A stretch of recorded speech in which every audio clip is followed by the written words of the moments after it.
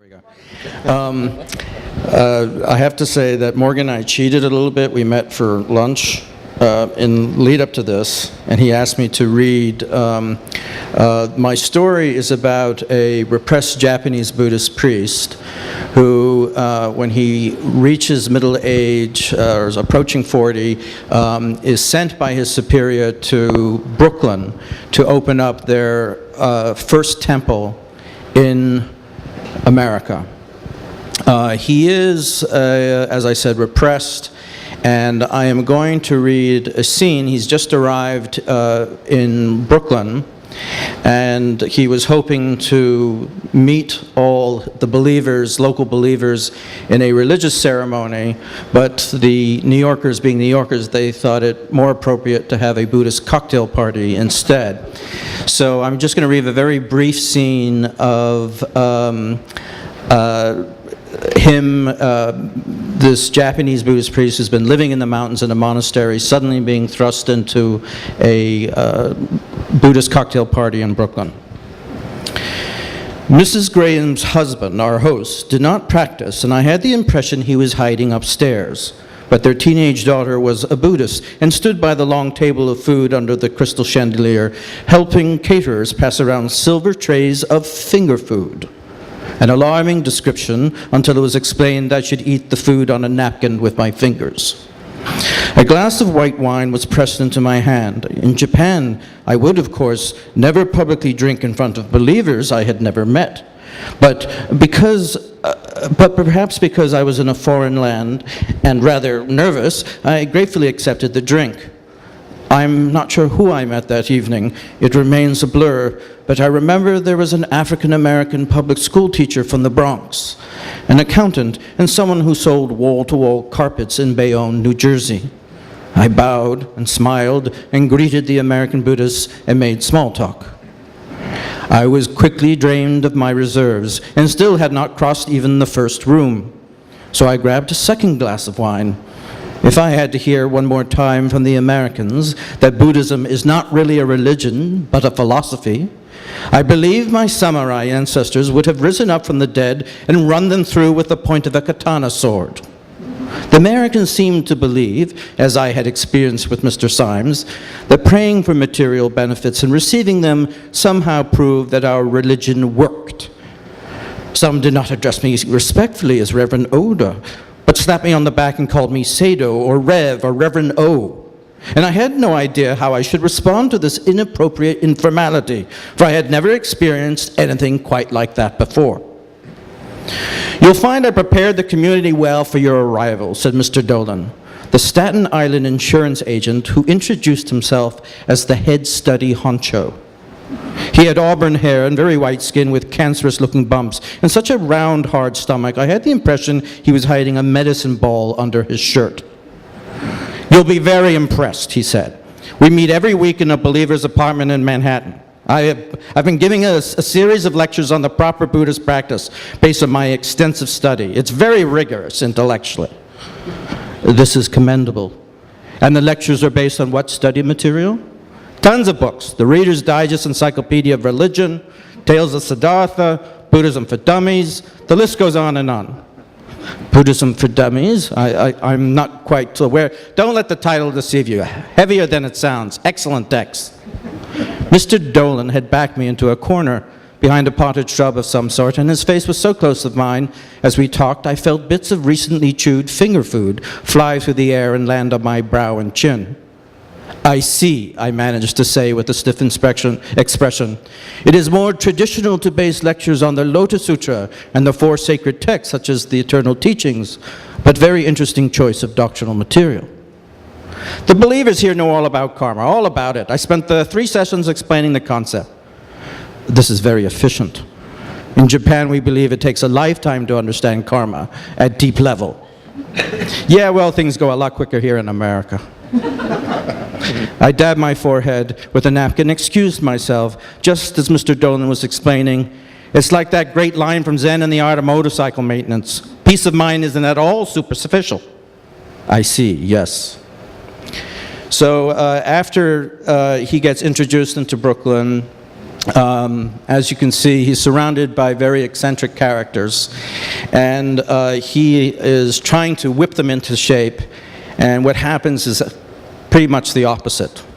That it is from leading a very introverted existence in Japan and forced to being extroverted in America that he actually goes through a transformation. So I think, so that I don't take into Morgan's time, I'm not going to read a second scene, but I'm going to hand it over to Morgan now. I had a great time reading this book, and one of the things I liked best about it was that it was, it brought home the idea that when you travel somewhere, whether you love it or hate it, you know, obviously you bring yourself there, and you still have to encounter yourself when you get there. And that's what Reverend Oda found. Even though he left his beloved Japan and everything that was comfortable, he ended up finding the things he was really looking for in this foreign place that he didn't absolutely love in the end either. But he found something like home there, I guess because he threw himself into it.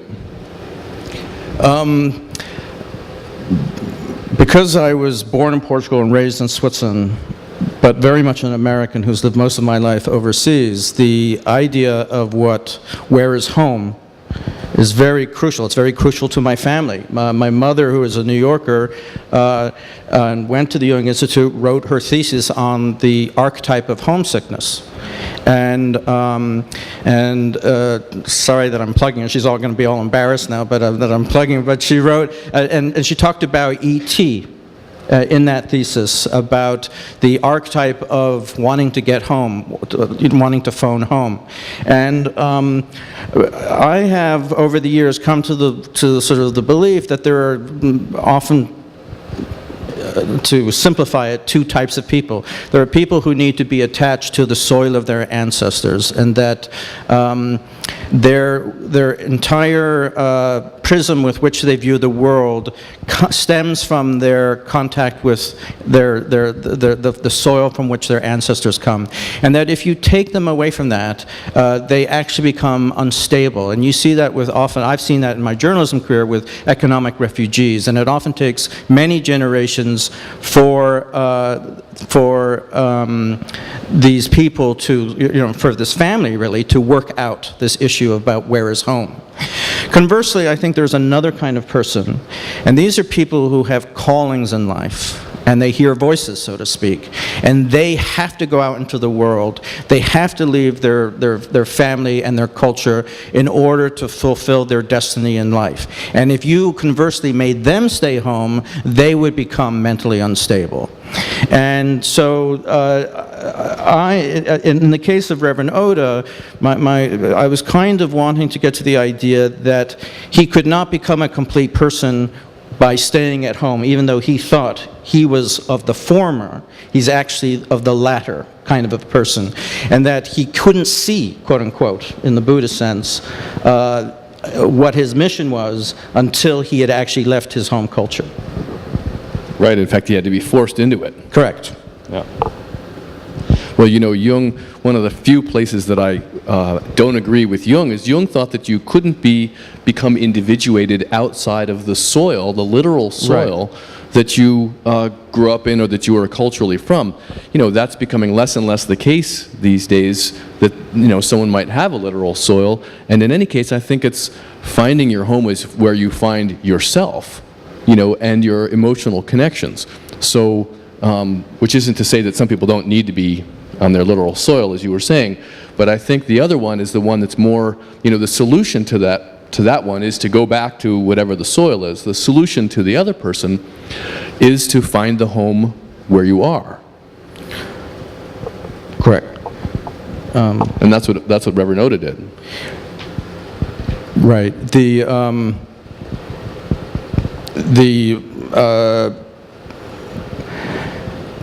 There is a scene that I didn't read that perhaps I should have, which is when he is out after experiencing some very difficult and painful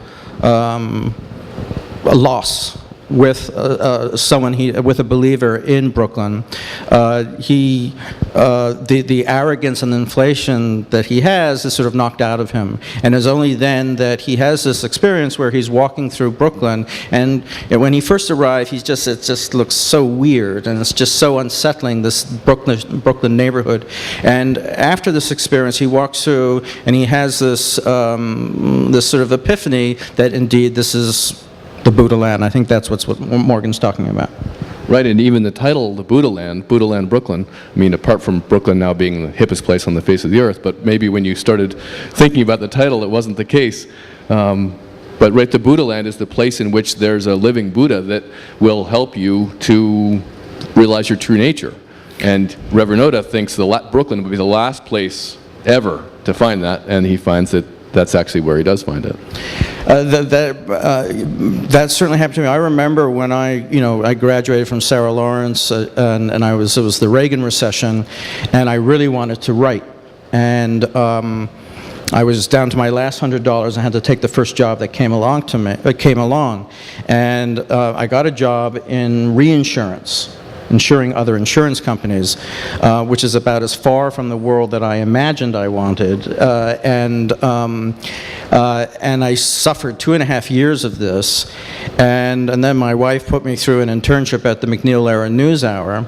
And I had given up. I had sent out almost 200 resumes at that point in New York, and no one was going to give me a break. So I told Susan, well, we got to leave New York. We got to go to small papers, and so I can get the job experience. And then I saw this Forbes magazine, and they had this wonderful photograph of the gold miners, diggers of the Amazon rainforest in Brazil.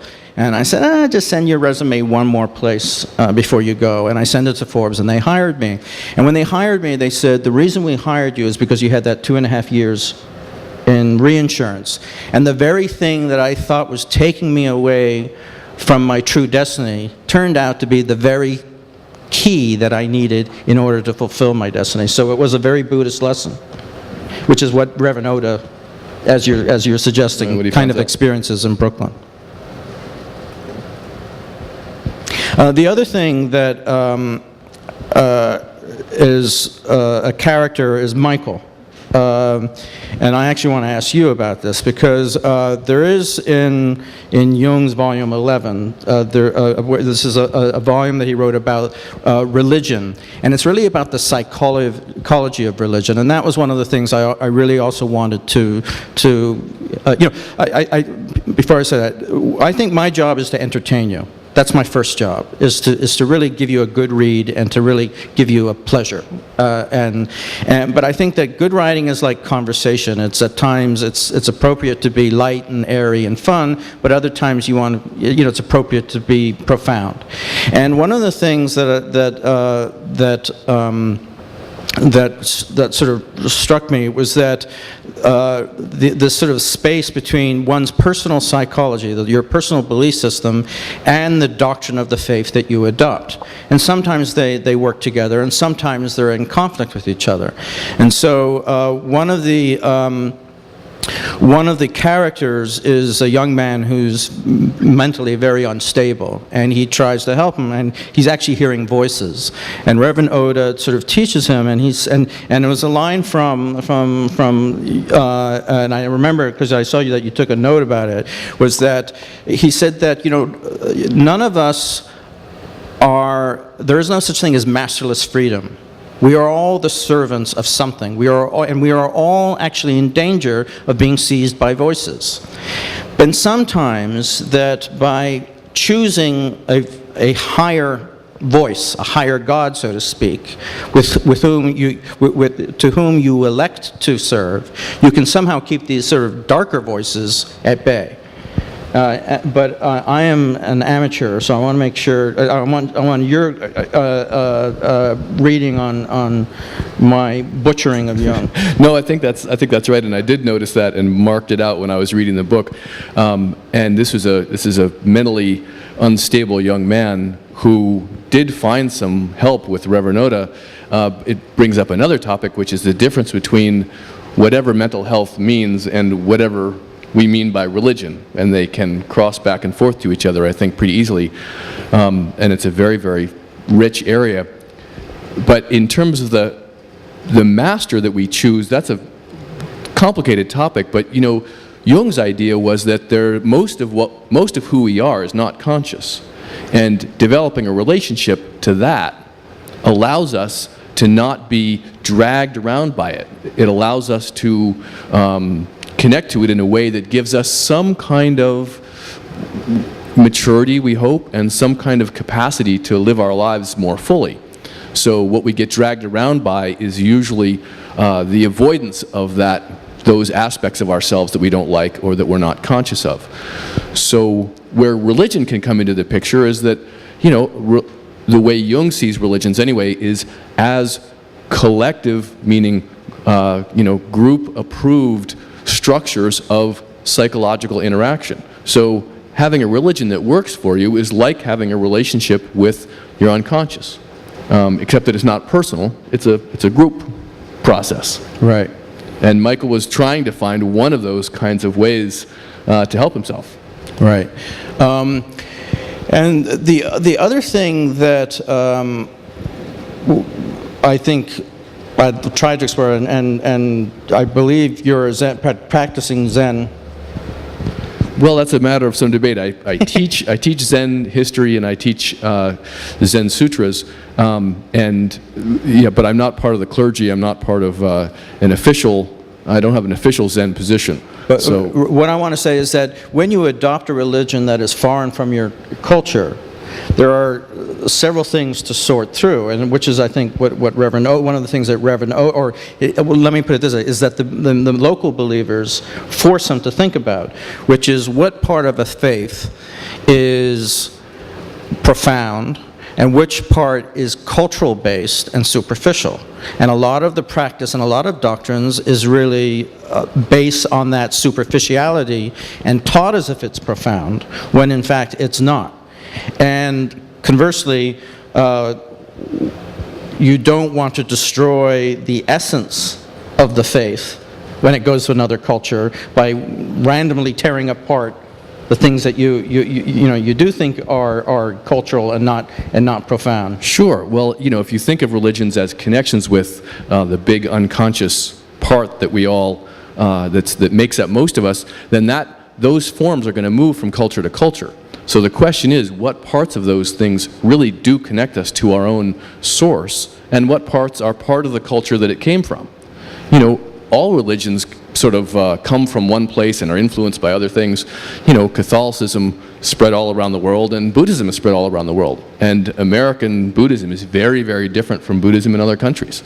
And it can become confusing in terms of what's the, you know, who has the sort of orthodox voice or what works in a particular place.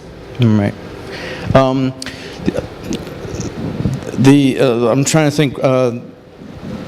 There's another, back to sort of the issue of home, that the idea that a lot of us, I think, associated that it is really part of a place. And what I was hoping from my own life and also through this book was to really explore the idea that it really is not the place. It sounds, you know, intellectually it sounds common sense, but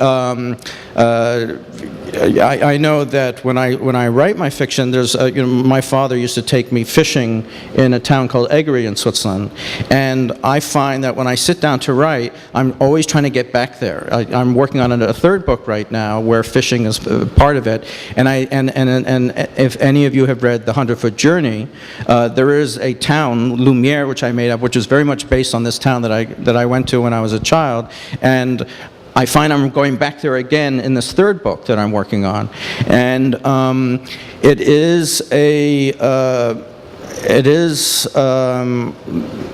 and in this particular book there is a Reverend Oda when he's in his early years in Japan. There's a tragedy, and basically his family is wiped out, and he finally at the end of the book realizes what he's really looking for is family. which he finds in this very unconventional motley crew of characters in Brooklyn. And it is that, you know, again, the Portuguese have this wonderful word, saudade, which is sort of this yearning, I think coming from the Portuguese fishermen, you know, who are around the same, yearning to get back home. Well, that, and it's sort of this sort of, I mean, a yearning is the best word we have in English, of wanting to get back home, and that's also what sort of is the sort of driving force of Reverend Oda throughout the book.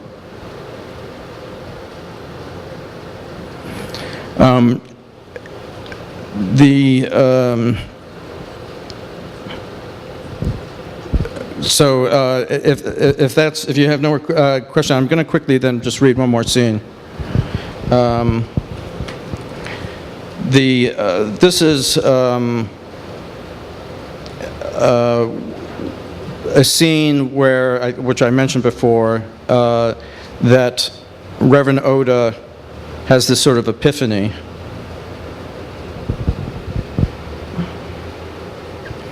If I can just find the right page, okay.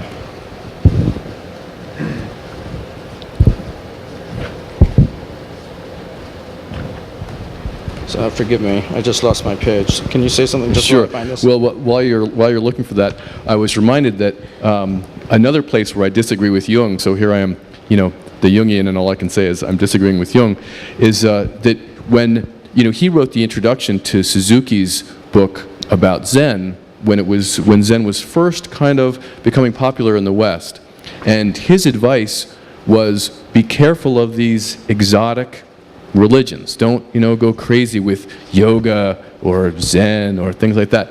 And, you know, he was correct in terms of what he meant, which was, don't be dragged away from who you are by the lure of something that's, you know, got all payoff and no depth.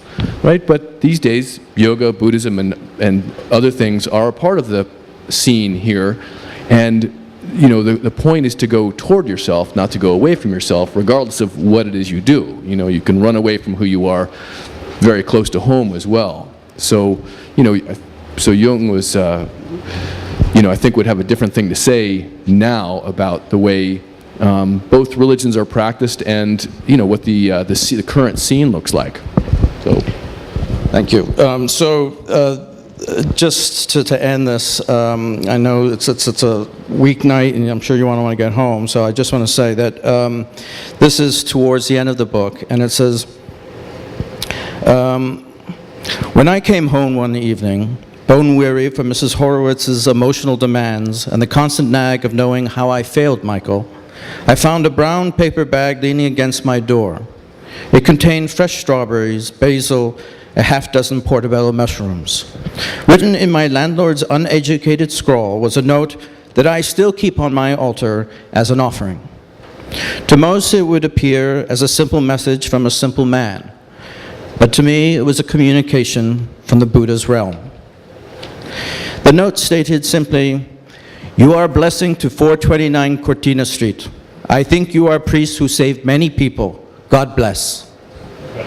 It was in such ways, once I had been stripped of all vestiges of arrogance, that the good people of America built me back up again. The day after I received this note, I had coffee at Cafe Sorrento, when the owner had, with the improving weather, set some chairs and tables out on the sidewalk. I stirred the little brown cup, the sun on my face, and watched the young mothers in front of Helena's laundromat smoke their long cigarettes and snap their Brooklyn dialect back and forth among themselves. A refrigerator truck from New Jersey was double parked in front of D'Amato's, entire rib cages of raw meat hoisted on the driver's shoulder and carried inside the shop. I stirred my coffee. D'Amato turned and nodded at me like I was one of them, just one of the men of Brooklyn. I paid my bill, walked a few blocks south, and stepped into the Cortina Street bakery, where I had bought my Italian ice the previous summer. The girl with the magenta hair cracked her gum and, in her usual fashion, sharply asked me what I wanted. I jabbed my finger here and there and asked a dozen questions about the pastries and bread on the shelves. "Is it fresh?" I asked. "What's that called? Don't you have a smaller one? It's too expensive." Within minutes, others in the store were recommending purchases to me, shouting out when to eat this or that, and the whole sweet-smelling bakery filled with our laughing banter.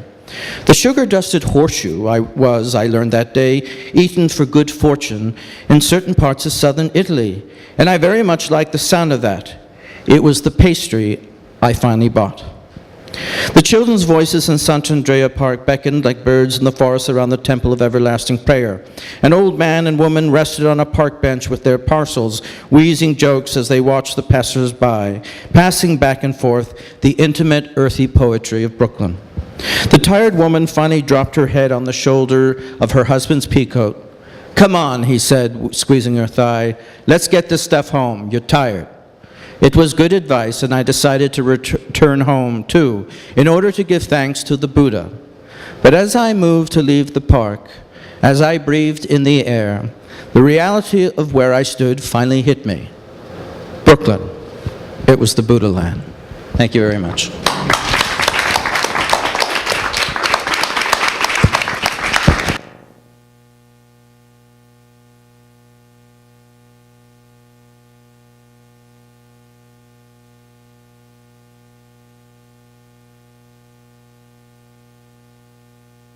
To ask if there was any questions. Do we get to open it up to conversation now? Is that what happens? Yeah. If you have any last things you want to say here. I understand there's different cultural manifestations or embodiments of Buddhism. There's Japanese Buddhism, there's Chinese, there's Burmese, there's Thai Buddhism, and there's American Buddhism as well. And it's always been interesting for me to see the cultural colors that imbue Buddhism as a religion, as a practice, as a cultural heritage, as a spiritual journey or a quest. What would you say would be a common denominator in all of these different cultural variations of Buddhism? What is the real essence of Buddhism to you? I mean, what would you say about that? Uh-oh. I'm going to give this one to you. It's a question that I've been thinking about for a long time. You know, I mean, even in Japan, at the beginning of the Second World War, the Ministry of Religion decided to do a census within Japan, and they counted 27 kinds of Buddhism in Japan.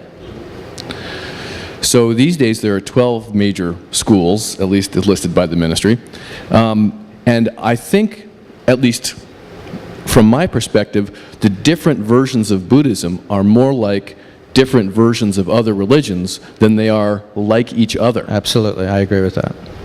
In fact, some Buddhist sects are really, the Amida sects that you pray to a pure land, and you are taken to a pure land at your death, which is very similar to a more Christian sense of Catholicism, of heaven, than it is to other Buddhist sects.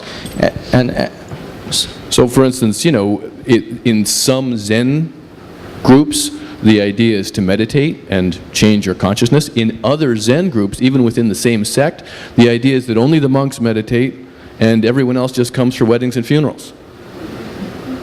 Right? So, I mean, if there's anything that connects it, it would have to be the language, right? Because the language, the word Buddha, and the language of some of the old sutras is, would be like the Bible or the Torah or something, the thing that would connect it.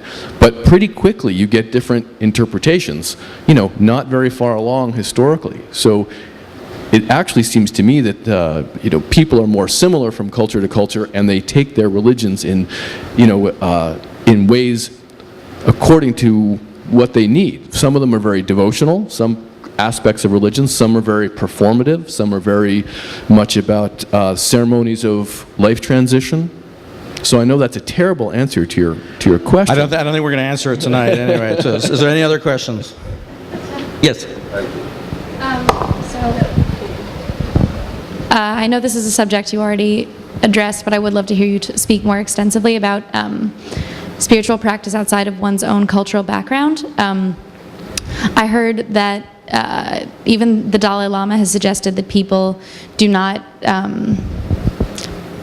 practice religions that are outside of their own religious upbringing unless it's absolutely necessary, because the cultural foundations are such an inherent part of who you are and then what you can access in a practice. So how does this play a role in your novel with a spiritual leader who's trying to access people outside of his own tradition? Well, that's a very good question. I think that in this particular case, Reverend Oda, his deepening, his understanding of his faith deepens by the fact that he's not practicing it in where everything is comfortable, and is the pain of practicing outside of his culture forces him to dig deep into himself to find really that is universal, and to communicate that which is universal, not what is cultural, to the other members. So I also think that sometimes you have to leave your culture and faith, practice another faith in order to get back to your own faith. I have a much deeper love and appreciation of Christianity after I personally became a Buddhist. And I was a lot of the baggage that I had with my Christianity fell away through that. So I don't think there's any one answer, because I guess is the answer, is that everyone has to find, and that's the hard part, and that's really sort of what the idea is, that your own psychology, your own worldview, and the doctrine that can be in conflict. And in the doctrine that you're, my wife is just about to ask me. She's just about to, It just occurred to me what you're measuring it up, I guess. It can have this, like, who is your measure of whether you're practicing your religion correctly? I think that comes out. Yes. I mean, like, from the Japanese priest's perspective, or the priests that come from Japan, they judge these American believers like they're crazy. But does it, like, what do you think? It goes back to measuring against yourself, or your, I mean, it's like, who's deciding that? And that's really hard, because as we grow up, we grow up in the thing. It's like, arbiter, or arbiter, and that's a really scary thing. Right, and I would also like to say is that this is a very personal book to me. This is a book that I really had to write, and it's because it is the story of my own faith. And that when I became a Buddhist at the age of 19, and for over 20 years I was extremely doctrinaire and rigid. I not only prayed twice a day, but I studied 12th century Buddhist scriptures every day, and I was just so, and I was constantly, reading the Riot Act to everyone everyone else. And then I hit 40, and I realized the central tenet of my faith, and the faith of so many faiths, is that if you say these prayers this way, if you think this way, then you will get the keys to the kingdom. And that's the central tenet, and everyone else is wrong. And that's the central tenet of most religions. And at the age of 40, I finally said, I can't believe that any longer. And I have come to and this is what happens to Reverend Oda, is that I think when you embrace a faith, particularly a faith that's not of your culture, you're like a child, and you have to follow every rule. It's appropriate, up to a point. But then I think you have to go through your teenage years and rebel. And I think that you need to in order to grow up, you have to make the religion your own. You have to own your faith. And that's where the conflict of your personal psychology and, I think, the rigid rules of the doctrine can create a form of ruptures. So I would, sort of similar to what Morgan was saying, a lot of Buddhists would say, I am an absolute renegade, but I pray every day. So who is, am I a bad Buddhist? Perhaps I am by many, but for me it works. So I mean, and this is really the story of that personal arc of my personal faith. All right, I think we have time for a couple more questions here. You'll have to forgive me, I haven't read your book, and you may have already just answered this question, but is there one character in the book from which the Reverend is a friend, a mentor, a confidant, from which he learns things, and what did he learn from that character? Right. This young man who's mentally unstable, I think, teaches him the most. But he also has an assistant, a woman, who he in fact falls in love with. She teaches him some other. They all teach him something. But he has actually. He did not want to come to America, and his superior recognizes that he's hit a brick wall, that he's not growing, and he's actually, stagnant. And so his mentor very slyly forces him on this trip to Brooklyn. And when he's leaving, he says, have you ever noticed that in winter, after a winter, that in order to get fresh air into a house, you sometimes have to force the window open? And that's sort of the metaphor. So everyone is playing in this. All the characters, secondary characters, are actually prodding him in ways that he. I mean, there's one character who's constantly trying to find out what he has under his robes, and she also teaches him something. So anyway, the long and short of that is that when he's really there, he's taking it in from everywhere, from all the characters. Right, and I think that's a good point, that if you're open to it, you can learn from anyone in your life if you have that attitude. But the question that you asked, and also that Susan partly answered, about practicing something outside of your culture means that you both are never going to know some of the references, and so that makes the whole thing it makes it live at a different level. And so in some ways you have to know that, and to be very honest about anything that you're missing in yourself, because it's very easy to just jump over a lot of things that need to be seen in yourself, or to know that you don't know what certain words mean. The same words mean something different in our language with our associations and in another language. And as long as you know that, then you can keep on inquiring, keep on finding out. And the question of what you measure it by is a great question. That's in some ways the bottom line. How do you get to something that you trust and that keeps on being something you can count on? All right. Do you have a question? Just a second. Richard, how does your religion play out in your everyday life, in your work as a journalist? That's a sneaky question. Yeah. It's inseparable. It's inseparable. I don't see it as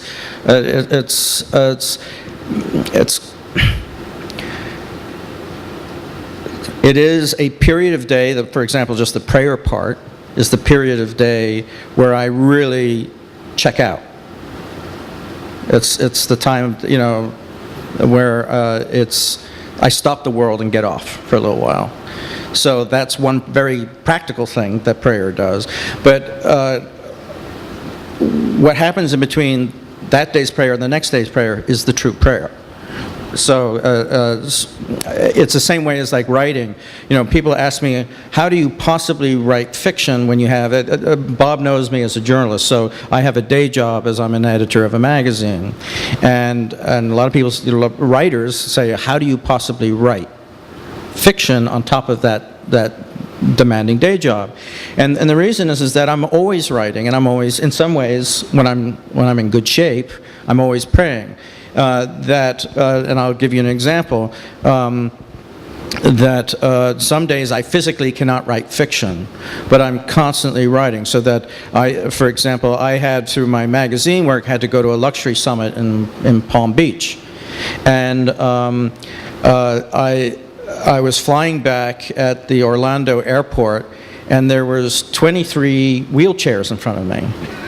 And there was little tufts of white hair sticking out over the wheelchairs. And I suddenly understood the aging of our nation. It was there in front of me. These were snowbirds. It was like March, and they were flying back to New York. And suddenly, and that was the image, that image of those 23, waiting for those 23 wheelchairs. It was like a Fellini movie. To get on the plane before me was the image that put all the statistics about the aging of our population in that one image. So that was writing. That was prayer to me. And to me, it's not, it's not... So when you're editing copy, you're editing it in a Buddhist way? I'm just not conscious of it. It's like so integrated to who I am at this point. I don't see it. It's like breathing. So I don't make it, I don't say, I'm never consciously saying I am going to, edit this way or that. It's just the way I am, who I am.